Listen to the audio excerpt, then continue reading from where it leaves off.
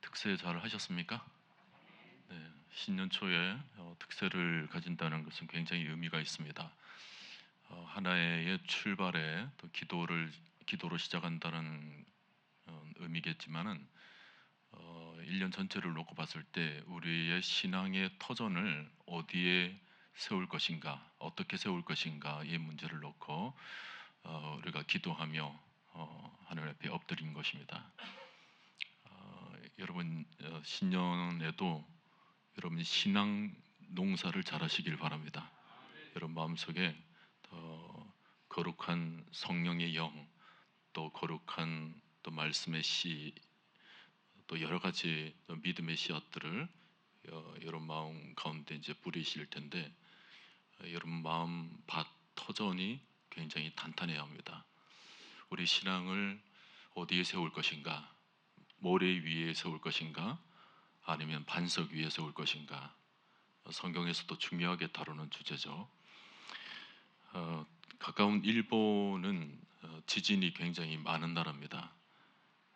근데도 그 일본에는 1000년 이상 목조탑들이 흔들리지 않고 이제 견고히 세워져 있는 모습을 보게 되죠. 대표적으로는 그 호류지 5층탑 같은 경우도 건축물은 7세기 때 세워진 탑인데도 전혀 흔들림이 없습니다. 뭐 흔들림이 없다기보다는 이제 뭐 이렇게 무너지는 모습이 없죠.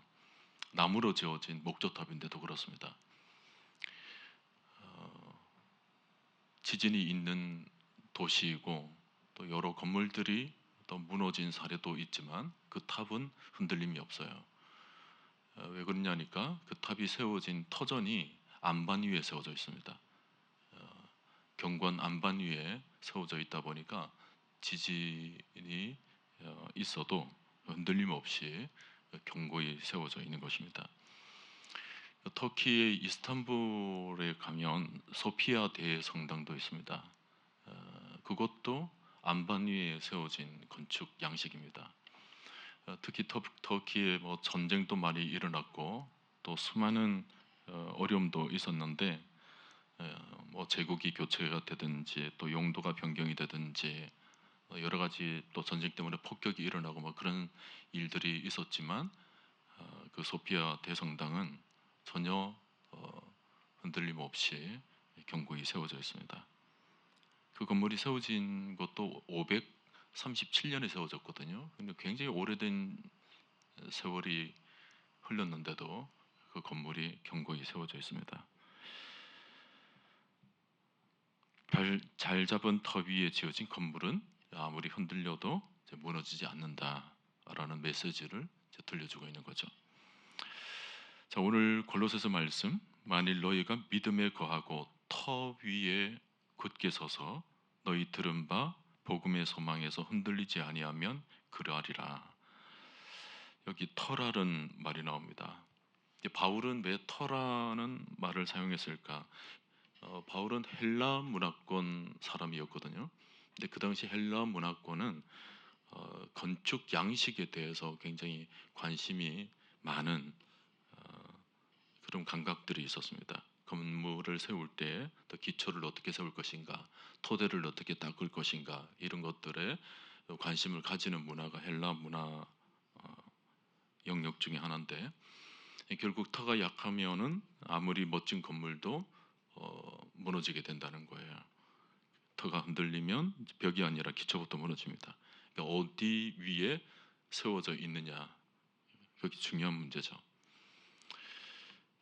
건물들로 보면 평소에는 멀쩡해 보이는데 흔들림이 오면 이제 금방 드러납니다. 저 건물이 지금 뭐 모래층에 세워져 있는지 물길 위에 세워져 있는지 아니면 안반 위에 세워져 있는지 그게 드러나죠.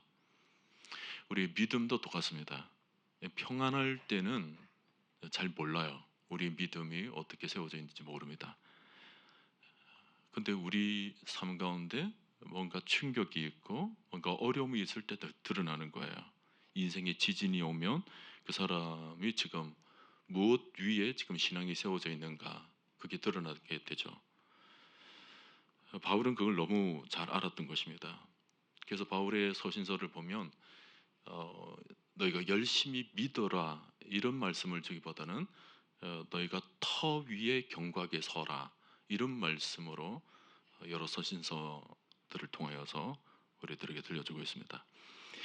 자, 바울이 말한 터는 무엇일까? 그 문맥적으로 보면 분명하게 드러나는 거예요. 근데 골로새서 1장 전체를 쭉 들여다보면 바울이 말하는 터는 몇 가지들이 있습니다.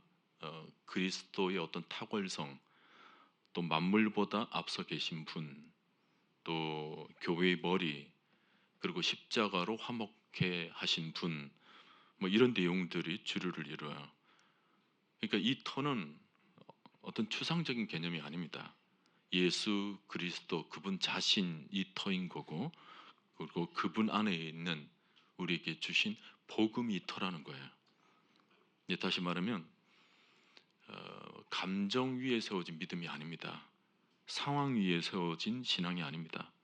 내 이해나 내 해석으로 세워진 그런 신앙이 아닙니다. 바울은 이것을 다 경계를 하죠. 너희가 들은 바 복음의 소망에 굳게 서서 흔들리지 말라라고 말씀을 합니다. 세상은 흔들릴 것입니다. 그리고 교회도 어떤 면에서는 흔들릴 수도 있습니다. 하지만 너희가 서 있는 터가 그리스도라면, 그리스도 위에 너희의 신앙을 세운다면 이건 무너지지 않을 것이다 라고 말씀을 하고 있습니다.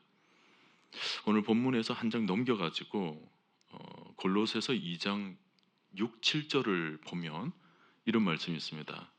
너희가 그리스도 예수를 주로 받았으니 그 안에서 행하되 그 안에 뿌리를 박으며 세움을 받아 교훈을 받은 대로 믿음에 굳게 서서 감사함을 넘치게 하라.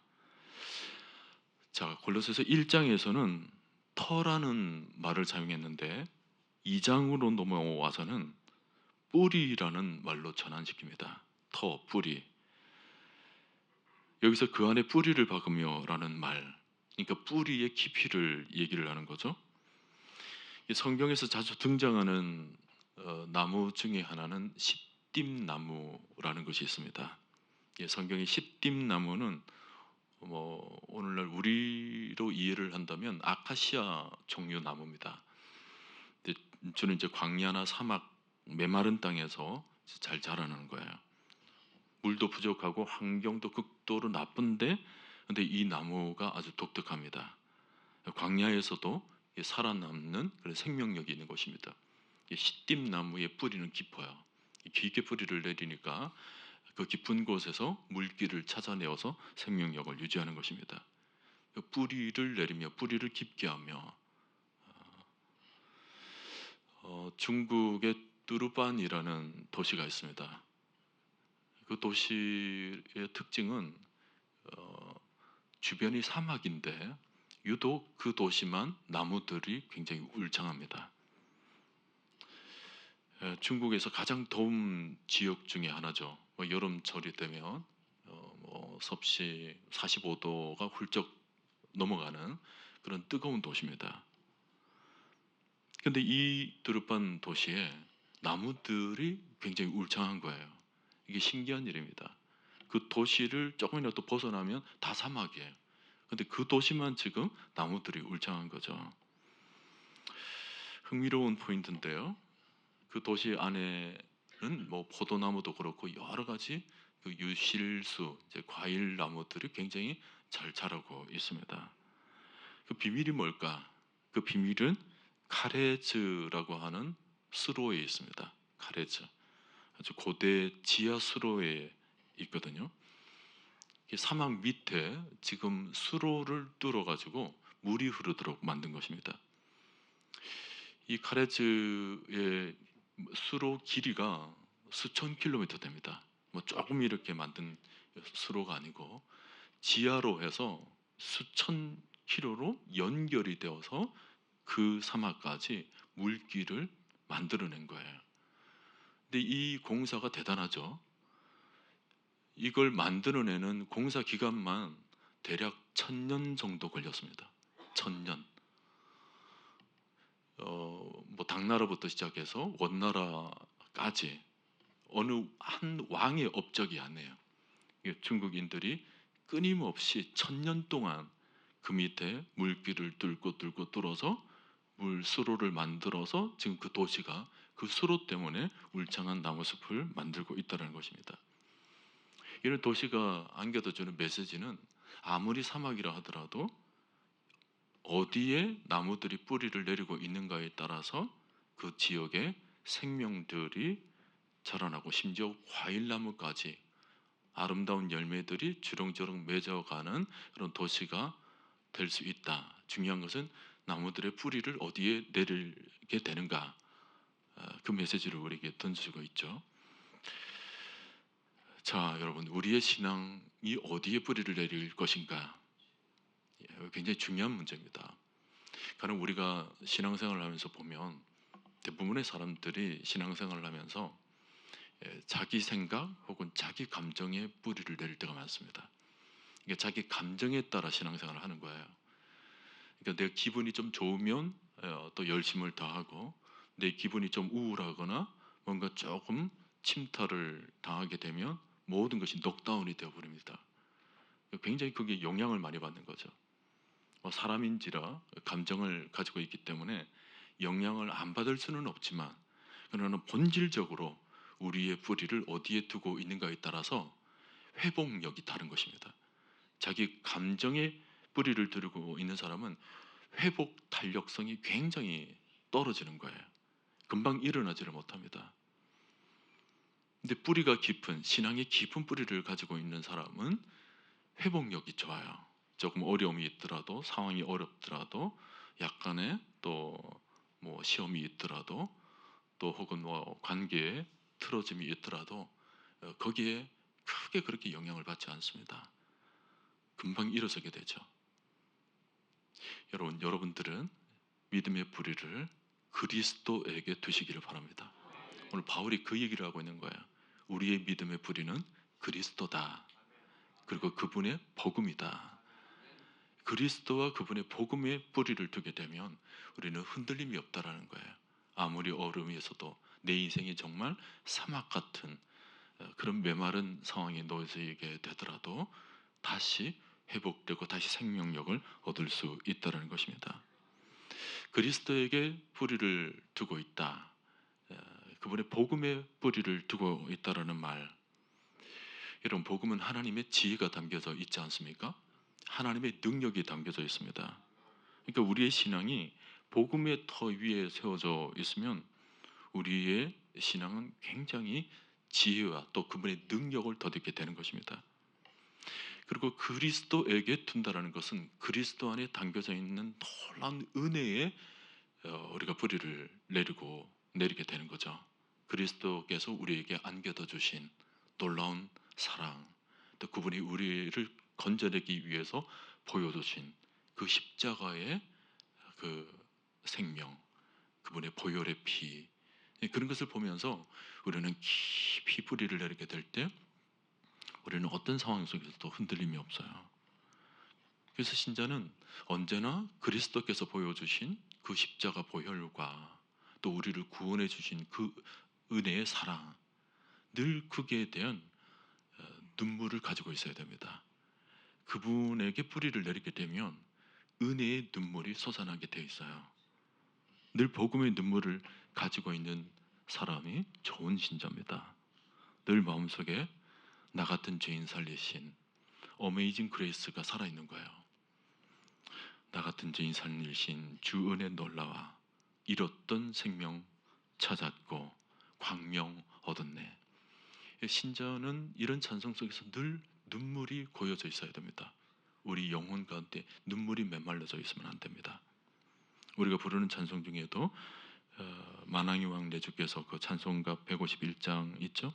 느르러도 그 큰 은혜 다 갚을 수 없네. 나 주님께 몸 바쳐서 주의 일 힘쓰리. 늘 울어도 그 큰 은혜 다 갚을 수가 없다. 신자의 눈에 눈물이 흐를 때 은혜가 메마르지 않는 거잖아요. 은혜가 메마르지 않을 때 좋은 신앙의 터전을 가지고 있는 것입니다. 복음에 깊이 뿌리를 내리고 있는 사람은 흔들 자가 없는 거예요. 누가 뭐라 해도 다시 일어납니다. 복음만큼 강력한 하나님의 능력이 없기 때문이죠. 늘 십자가가 힘이 되는 것입니다. 오늘도 여러분 십자가를 붙잡고 다시 일어나게 되시기를 바랍니다. 바울이 쓴 서신서 중에 또 에베소서가 있지 않습니까? 에베소서 3장 17절에서 19절을 보게 되면 또 귀한 말씀이 있어요.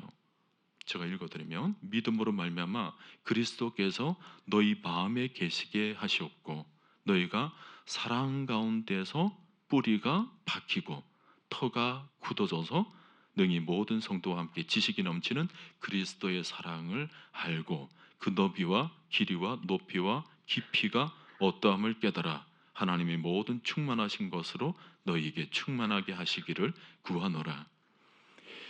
이 에베소서 3장 말씀을 보면 여기는 또 뿌리라는 말이 나오고 또 터라는 말이 또 같이 나와요. 그렇죠? 너희 가운데 뿌리가 박히고 터가 굳어져서 말을 또 두 단어를 같이 쓰고 있습니다. 그러면서 그 뿌리가 박히고 터가 굳어지는 것이 뭐냐면 우리 마음 가운데 그리스도의 사랑이 그러하다는 것입니다. 그리스도의 사랑이 우리 심령 깊은 곳에 뿌리가 박히고 터가 굳어지게 된다.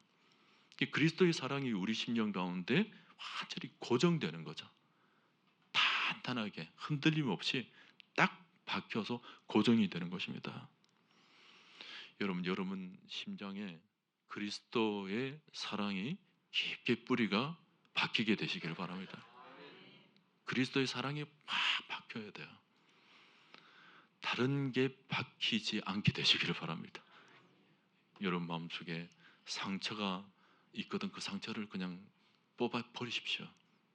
그 상처를 받고는 그 상처가 뿌리 내도록 만들지 마십시오. 살면서 또 아픔이 있습니까? 그 아픔들도 다 그냥 뽑아서 버리십시오. 우리가 농사를 지으면 그 피라고 그러잖아요. 맞죠? 장로님 맞죠? 예, 농사를 지으면 예, 피를 뽑아낸다고 그래요. 피를 뽑아. 뭐죠? 곡식 아닌 그걸 이제 뽑아내잖아요.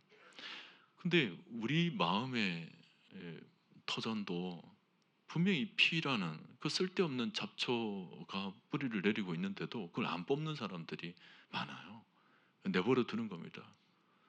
시험 든 마음이 있으면 그 시험 든 마음을 그냥 내버려 두는 거예요. 또 누구 앞에 또 쓴소리 들은 거 가지고 있으면 그 쓴소리를 그 뿌리 박고는 그것도 그걸 키우시는 분도 있어요. 그냥 쓰다듬으며 씌우는 거예요. 주야로 하나님 말씀을 묵상해야 되는데 그 잡초를 묵상하는 거예요. 그건 이제 그걸 키우는 거죠. 오늘 밤 여러분 속에 있는 잡초들은 다 뽑아버리시게 되시길 바랍니다. 쓸데없는 생각들, 부정적인 생각들, 나를 무너뜨리게 만드는 모든 것들은 생기는 쪽쪽 뽑아버리십시오. 농사 잘 지으신 분들은 생기는 쪽쪽 그거 다 뽑아줍니다. 그렇죠? 다 뽑아줘 버리는 거예요. 바른 곡식이 잘 자랄 수 있도록. 우리 영혼도 그런 농사를 지어야 되는 거예요. 다 뽑아버리고 뭐만 바뀌도록? 설교는 듣고 계십니까? 그리스도의 사랑만 바뀌도록, 그리스도의 은혜만 우리 심령 가운데 깊게 뿌리를 내도록. 지금 여러분 심령에는 그리스도 십자가의 보혈과 그분의 은혜의 사랑의 뿌리가 심겨져 있는 줄로 믿습니다. 근데 그게 자라나야 돼요. 그리스도의 사랑이 우리 심령 가운데 깊게 뿌리를 내리고 그게 높은 반석 위에 세워진 아름다운 건물이 되도록 여러분 심령을 그렇게 가꾸십시오. 막달라 마리아가 향유 옥합을 깨뜨린 이유가 뭐냐면 하나님에 대한 사랑이에요. 주님에 대한 사랑입니다. 주님에 대한 사랑이 깊게 뿌리 내려 있으니까 그 외의 것들은 다 배설물과 같은 별 의미 없는 것으로 생각하는 거예요. 옆에서 누가 수군거려도 그게 영향받지 않습니다. 귀한 것 주님을 위해서 드려야 되겠다. 향유옥합을 깨뜨리며 그 주님을 섬깁니다. 향유옥합 너무 귀한 것 아니냐? 왜 그런 것을 낭비하느냐? 그렇게 수군거려도 그게 귀에 들어오질 않습니다. 하나님을 향한 깊은 사랑으로 뿌리내리다 보니까 다른 게 귀에 안 들어와요. 여러분들도 1년 동안 있으면서 하나님의 은혜에 깊은 뿌리를 내리게 되면 별로 그렇게 사람의 말이 뭐 수근거리거나 이런 말 저런 말 그렇게 귀에 들어오질 않습니다. 사실은 뭐 들리기는 들리겠죠. 들리기는 들리지만 사실 그게 별로 그렇게 영향받지는 않아요. 그냥 다 그 사람의 말을 다 바람에 나는 겨와 같은 말 뭐하러 마음에 심습니까? 지나가 버리고 우리 마음에는 그냥 하나님의 은혜, 하나님의 사랑이 그냥 폭삭해져서 늘 그것이 견고한 털을 만들기 때문에 그 은혜 때문에 예배하는 거예요. 그 은혜 때문에 주를 섬기는 겁니다. 그 사랑 때문에 헌신하는 거예요. 그 사랑 때문에 모든 사역들을 감당하면서 주님 바라보며 나아가는 것입니다. 교회 안에서 사람들이 다 다른 생각을 가지고 있기 때문에 이렇게 부딪힐 수밖에 없어요. 다르니까 그렇습니다. 뭐 나빠서가 아니라 생각이 다르기 때문에 그래요. 그럴 때도 괜히 거기에 얽매이지 말고 뭐 다르다, 다를 수도 있다 이렇게 생각을 하고 여러분을 삶을 온전히 인도하는 것은 사람의 말이 아니라 하나님의 사랑이기를 바랍니다. 하나님의 은혜, 하나님의 사랑이 나를 온전히 인도하기 때문에 그 영향을 받지 않는 거예요. 꿋꿋하게 흔들림 없이 모든 것들을 감당하며 나아가는 겁니다. 은혜 주시면 은혜 주시는 대로, 기쁨 주시면 기쁨 주시는 대로, 때로는 눈물을 주시면 눈물 주시는 대로 울며 겸손히 주를 섬길 때 괴로운 일이 많지만 주를 향해서 눈물 흘리며 또 나아가는 거예요. 하나님의 은혜, 하나님의 사랑 때문에. 아멘입니까? 바울도 자신의 삶에서 아주 수많은 환난들이 있었잖아요. 수많은 핍박들이 있었습니다. 여러 어려움이 있었어요. 그런데도 그는 오히려 더욱 강해졌습니다. 그의 고백을 들어보면 이런 고백이 있죠. 누가 우리를 그리스도의 사랑에서 끊으리요?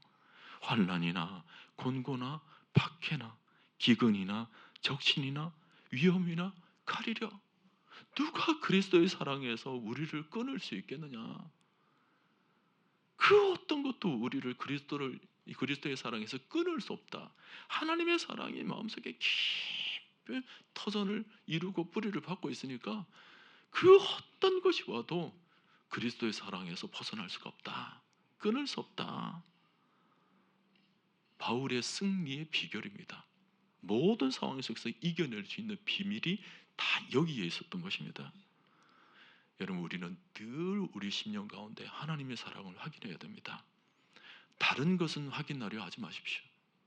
누가 무슨 말을 하면은 그런 생각이 들잖아요. 누가 막 그런 말을 했냐? 그거 막 확인하려고 그러잖아요. 누가 그런 말을 했어?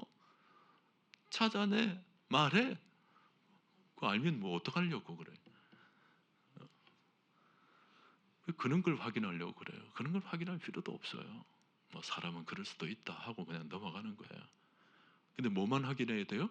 우리 안에 그리스도의 사랑만 확인하면 돼요. 그런 일이 있을 때 그냥 딱 엎드려서 그냥 하나님께 기도만 하십시오. 하나님 저를 사랑하시죠? 그것만 물어요. 엎드려서 딱 그것만 물어요. 하나님 저 사랑하시죠? 저도 하나님 사랑합니다. 딱 그것만 확인해요. 그러면 다 끝난 거예요. 게임 오버. The end. 끝이에요. 끝. 뭐 다른 것 어떤 일이 있어도 누가 우리를 그리스도의 사랑에서 끊으리요? 끊을 수 없다라는 고백 아닙니까? 우리가 살면서 참 많은 일들을 경험하게 될 겁니다. 금년 한 해도 신년 출발했지만 금년 안에 어떤 일이 일어나게 될지 몰라요. 우리가 신년 특세를 했다고 해서 1년 동안 좋은 일만 일어나겠습니까? 그렇지 않습니다. 때로는 원치 않은 일들도 일어나게 될 것입니다.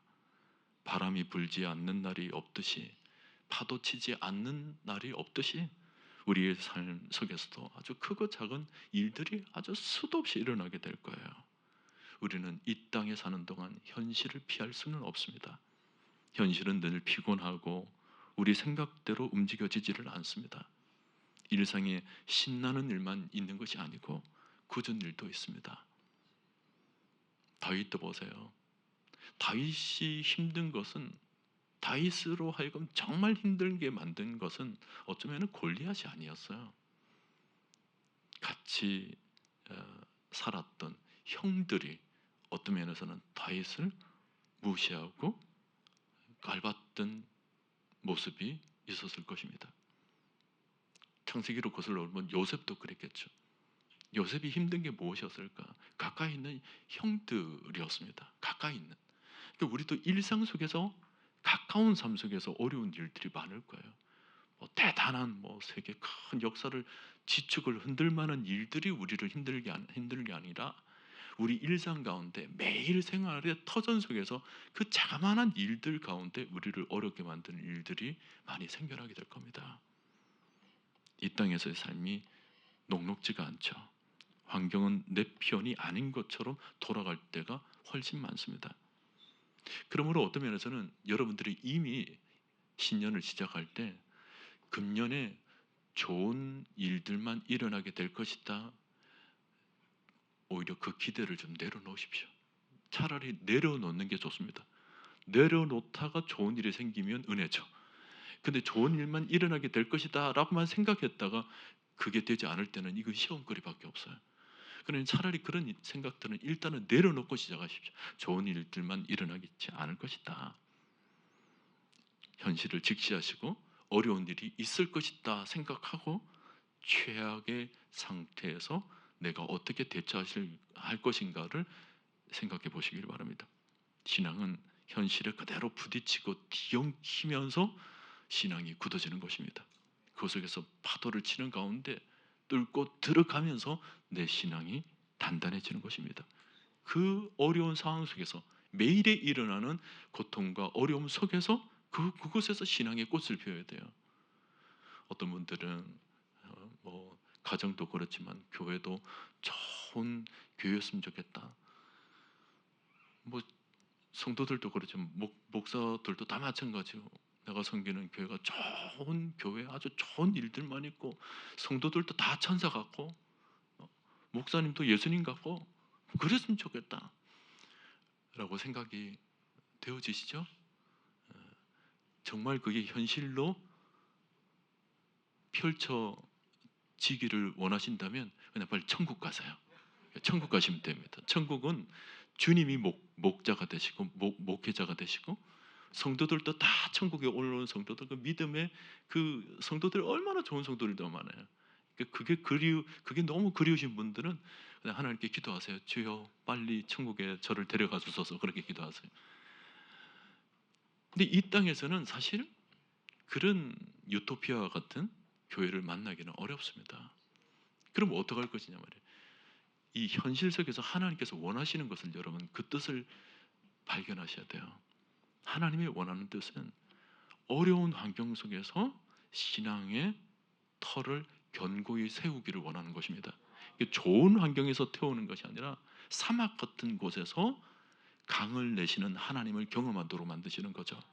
메마른 땅, 광야 속에서 길을 내시는 하나님을 경험하라는 거예요. 그러니까 어려우면 어려울수록 그곳에서 하나님의 은혜와 역사가 일어나게 될 것이다. 그걸 기대하면서 신앙생활 하는 겁니다. 그러면 시험거리가 확 줄게 돼요. 우리 가정이 왜 이러나 원망이 싹 줄어듭니다. 우리 교회가 왜 이러나 싹 줄어들어요. 왜냐하면 그 어려운 과정 속에서 하나님께서 역사하시거든요. 그 속에서, 그 어려움 속에 칼을 날카롭게 만드는 것처럼 그 어려움 속에서 우리 신앙이 더욱 굳어지는 것입니다. 강하게 되는 거예요. 우리 신앙을 더욱 강하게 하기 위해서는 그런 어려운 곳에서, 원치 않는 곳이지만 어려운 곳에서 그렇게 훈련을 받는 거예요. 우리 남자분들 군대 가서 훈련을 받을 때 쉬운 곳에서 훈련하는 경우가 있습니까? 없잖아요. 어려운 환경을 일부러 더 어렵게 만들어 놓고 훈련을 하지 않습니까? 군대 안 갔다 오셨어요? 어렵게 만들어 놓고 훈련을 하잖아요. 그렇죠? 어렵게 만들어 그래. 여러분 근육 운동도 어렵게 해서 근육을 만듭니까? 쉽게 해서 만듭니까? 어렵게 해가지고 일부러 어렵게 해가지고 근육을 만들잖아요. 영적인 근육도 마찬가지예요. 어려운 환경에서 근육을 만드는 거예요. 이게 어불성설 같은 그런 말씀인데요. 여러분의 환경이 지금 너무 어렵습니까? 감사하십시오. 아멘도 안 하시네 또. 이 부분 다시 할 테니까. 환경이 어려울수록 감사하십시오. 참 감사하십시오. 왜냐하면 하나님께서 우리를 그렇게 평가하신 겁니다. 너는 이 정도 할 수 있으니까 이 정도 어려움을 주신 거예요. 이 정도 할 수 있으니까 이 정도에서 네가 견고히 해치고 나갈 수 있는 힘이 있으니까 그 정도 어려움이 있는 거예요. 어떤 이제 여러분이 지금 환경이 너무 쉽다? 그럼 내가 연약한 거예요. 오히려 그게 더 연약하니까 하나님께서 어려움을 주시지 않는 거예요. 오히려 어려움을 주시면 주실수록 하나님을 바라보십시오. 하나님 제가 헤쳐나갈 힘도 주실 거죠. 어려운 환경만 주시는 것이 아니라 이것을 뚫고 나갈 능력도 주시는 것 맞죠? 그거 확인하십시오. 여러분 가정의 어려움 뚫고 나가시길 바랍니다. 교회의 어려움도 뚫고 나가시길 바랍니다. 이 시대의 어려움도 다 뚫고 나가시길 바랍니다. 하나님께서 그런 뚫고남을 통하여서 우리 믿음의 반석을 더 견고하게 만들어 주시는 거예요. 털을 견고하게. 그 견고하게 만드는 자양분, 영양분이 뭐냐면 바로 하나님의 말씀입니다. 우리 믿음의 뿌리를 탄탄하게 만들게 해주는 그 아주 농도 짙은 영양분이 바로 말씀이에요. 그러니까 여러분이 말씀을 먹고 자라셔야 돼요. 여러분의 감정이나 생각을 먹고 자라서는 안 됩니다. 말씀을 먹고 자라셔야 돼요. 신년도 들어오셔서 여러분 말씀을 많이 읽으시길 바랍니다. 말씀을 많이 읽으면서 그 말씀이 내 영혼의 자양분이에요. 근데 읽으실 때 그냥 말씀은 그냥 읽고 지나가시지 마시고 어떤 면에서는 중요한 말씀이 있을 때는 내게 참 주시는 말씀이다 생각이 될 때는 그 말씀을 또 외우십시오. 어떤 분들은 참 두려움이 많았고 사람들 앞에 서는 것이 늘 어렵고 그래서 마음에 공황장애가 온 거예요. 사람들 앞에 나아가는 게 너무 힘들어서. 그런데 시편 3편 말씀을 읽고는 딱 들고 일어나는 거예요. 천만인이 나를 에워싸 진진일지라도 나는 두려워하지 아니하리로다. 그 말씀을 다 받고는 세상 속으로 그냥 다 나가는 거예요. 근데 어떤 분은 또 사람이 좀 의지가 될까 싶어서 이 사람 저 사람 찾으러 다녔는데 사람들이 다 힘이 되어주지를 못해요. 그래서 사람 가운데 좀 낙심이 되고 실망이 되고 그래서 덜썩 주저앉아 있는데 하나님께서 시편 146편 말씀을 들려주는 거예요. 지인들을 의지하지 말고 방백들을 의지하지 말고 도울 힘이 없는 인생들을 의지하지 말라. 그 호흡이 끝마치고 나면 그 몸이 그 생명이 흙으로 돌아가려니 그날의 도모가 그날의 생각이 다 헛것이 될 것이다. 그런 말씀을 들려주시면서 내가 사람을 의지해서는 안 되겠다. 하나님을 의지해야 되겠다. 그 말씀에 자양분을 얻고서 삶의 힘을 얻게 된 것입니다. 성경의 모든 말씀이 다 이와 같지 않습니까? 두려워하지 말라, 놀라지 말라, 내가 너와 함께함이니라. 모든 말씀들이 다 여러분들의 영혼을 견고하게 만들어주는 자양분인 것입니다. 그러니 말씀을 읽는 게 얼마나 기쁜 일입니까? 얼마나 감사한 일이에요. 생명의 말씀인 줄로 믿습니다. 단어 하나하나가 제가 새벽에도 말씀드린 것처럼 단어 하나하나가 하나님의 상상력이 담겨져 있는 거예요. 하나님의 영적 지경이 담겨져 있는 말씀들 단어 하나들이거든요. 그러니까 그냥 읽으면 안 돼요. 그 속에 생명이 담겨져 있고 능력이 담겨져 있기 때문에 그대로 여러분 심령 가운데 촉촉히 여러분 자양분으로 좀 채워지는 은혜가 있게 되기를 바랍니다.